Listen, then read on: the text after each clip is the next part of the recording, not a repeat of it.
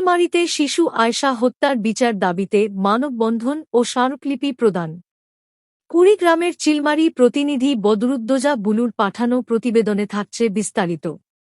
কুড়িগ্রামের চিলমারীতে শিশু আয়শা নৃশংস হত্যাকাণ্ডের 10 দিন পার হলেও মূল আসামিরা এখনও ধরাছোঁয়ার বাইরে। খুনিদের দ্রুত শনাক্ত ও ফাঁসির দাবিতে উত্তাল হয়ে উঠেছে চিলমারী। সোমবার সকালে চিলমারী মডেল থানার সামনে নিহতের পরিবার, এলাকাবাসী ও শিক্ষার্থীরা বিশাল মানববন্ধন ও বিক্ষোভ মিছিল পালন করে।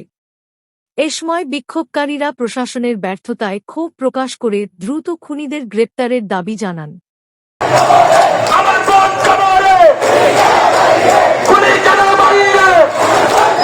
পরে উপজেলা নির্বাহী কর্মকর্তা এবং ওসির মাধ্যমে জেলা প্রশাসক বরাবর স্মারকলিপি প্রদান করেন আন্দোলনকারীরা।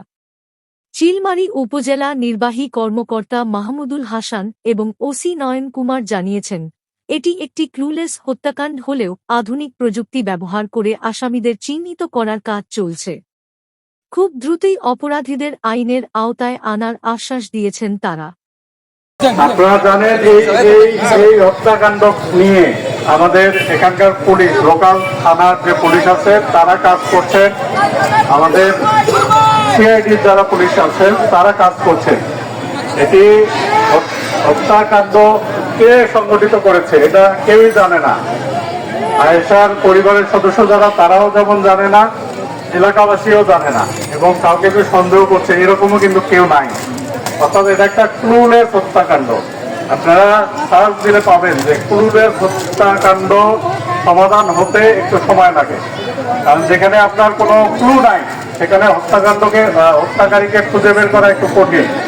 তো পুলিশ এটা নিয়ে খুব আন্তরিকতার সাথে কাজ করছে। আমি গত পরশু দিনও কথা বলেছি, পুলিশ আন্তরিকতার সাথে কাজ করছে, কিন্তু আপনাদের একটু সময় দিতে হবে, কারণ একটা ক্লুলেস হত্যাকাণ্ড যেখানে কোনো প্রত্যক্ষদর্শী নাই, কোনো সন্দেহভাজন নাই, এইরকম একটা হত্যাকাণ্ডের যে অপরাধী তাকে খুঁজে বের করা একটু সময় সাপেক্ষ। আপনাদেরকে আপনারা যদি কোনো আপনার কাউকে সন্দেহ আছে, আপনার এই হত্যাকাণ্ড করছে এরকম সন্দেহ আপনি আছে,